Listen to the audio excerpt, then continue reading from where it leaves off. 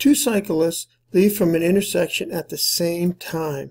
One travels due north at speed of 18 miles per hour. The other travels due east at 24 miles per hour. How long until the distance between the two of them is 90 miles? So we've got one cyclist going due north. Let's call that due north. He left from this point right here, intersection, and he's going 18 miles per hour. Got another cyclist going this way at 24 miles per hour, and he's going due east. So basically all they're telling us there is it's a right angle here, due north versus due east. And they want to know how long will it be before the distance, so the distance between the two riders, this distance right here, the distance between the two riders is 90 miles. So when the distance here between these two guys is 90 miles, how long is that going to take? Well, we know that distance is equal to the rate times time. So there's our distance, because we have a distance, rate, and time all in this problem here. So that's the relationship. Distance equals rate times time. So let's just go ahead and call this distance here, just to make things easy. We'll call that distance 1, and we'll call this distance here that he goes distance, call this distance 2. So distance 2 here, and this is distance 1.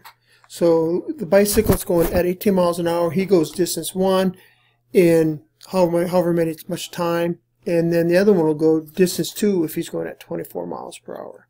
So we know distance 1 is equal to his rate. His rate is 18 miles per hour times the time that he runs. And that's what we're looking for, is how much time do these guys go.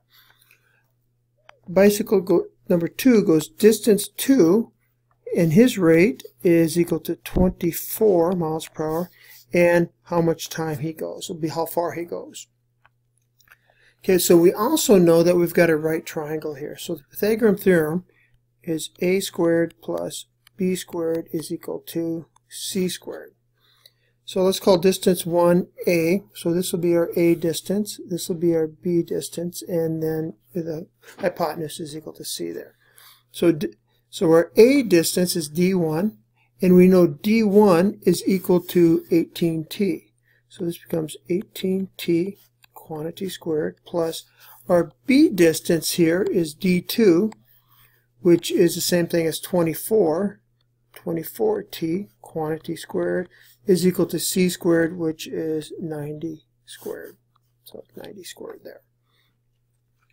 So all we've done is we've come up with a relationship, or rate time relationship of 18t gives us d1, or d1 distance here. We can just plug those in. So this would be the same thing as d1 squared plus d2 squared is equal to c squared. And then we plug those in, 18t, 24.